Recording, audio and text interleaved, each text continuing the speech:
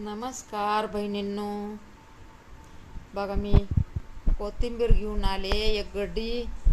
50 रुपयाला गड्डी. एवढी महाग कोथिंबीर आणायची नव्हती तरी पण मी आणली नाही का.